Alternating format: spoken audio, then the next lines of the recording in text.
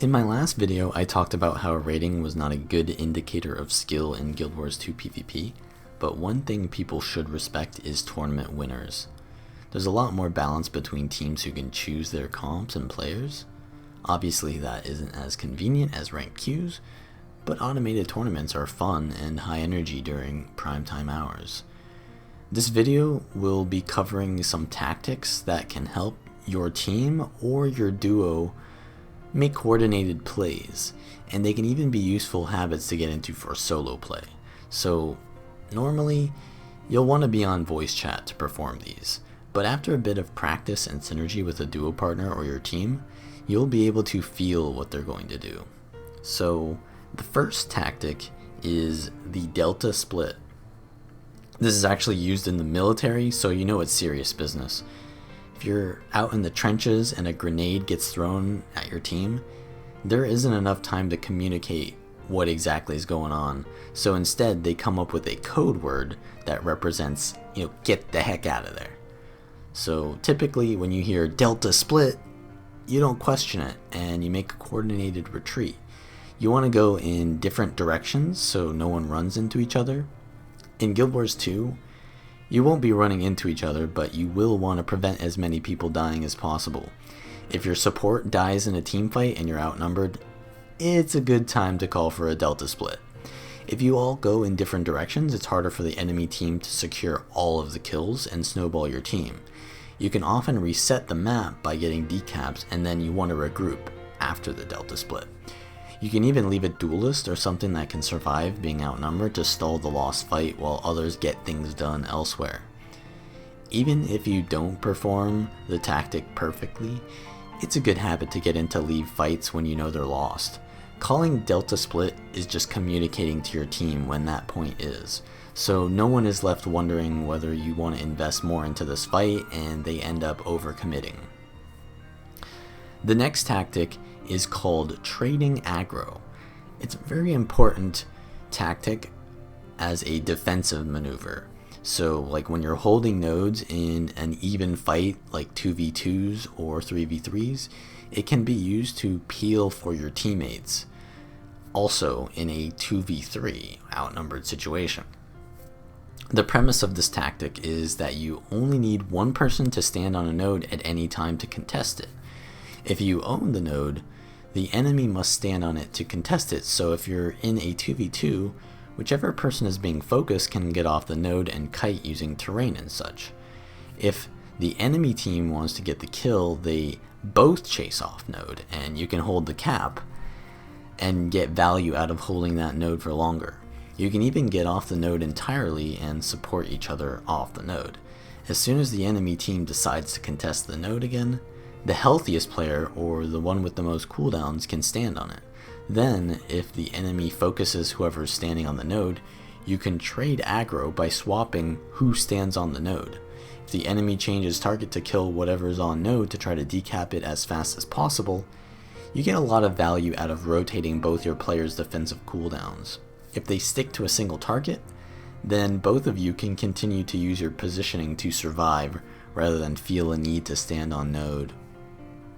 In the case of your enemy holds the node, you can use this tactic to peel for your allies. In a 2v2, you can contest the node to potentially peel for your ally. If you're not being focused, you can stand on the node while your ally kites to make the enemy choose between contesting the node or going for the kill. This tactic is especially strong if you play a support class with ranged support, and your ally kites off node within that range. That way you can be providing similar value while contesting the node, and either thinning out how many players can be attacking your team, or getting a free decap. If they choose to give you the decap for free, make sure your teammate won't die before going for a full capture, because this is a delicate tactic, and if it fails and someone dies, you can no longer trade aggro. You'll have everyone on you. So always prioritize your team's survival, but also get value out of your positioning while doing so. The next tactic is called living on the edge. So before you had the DotA split for dealing with lost fights, but not always do you want to evacuate as soon as your teammate goes down. that also becomes predictable if you do the same play every time. So sometimes you do want to do a little bit of a bait and switch.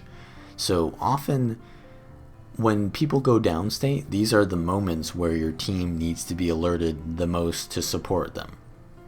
You can immediately res with your team, but this can be easily punished by AoE CC or like getting just nuked. So what you can do is test the waters by going near your teammate and starting to revive them, but then immediately dodging away as soon as you see the enemy mobilizing for a cleave situation. Because down players have double the health as their up state, they can tank quite a bit of cleave, which is just people throwing damage that can tick over time, and AoEs in general just around a choke point or down players. And you can often snowball and score more kills off of cleaving downstate bodies, so you want to be careful about rezzing because you can get cleaved. But you can often bait out the initial cleave by going for the res. Then while you use the down body as like a meat shield essentially, you can counter pressure and go for kills yourself.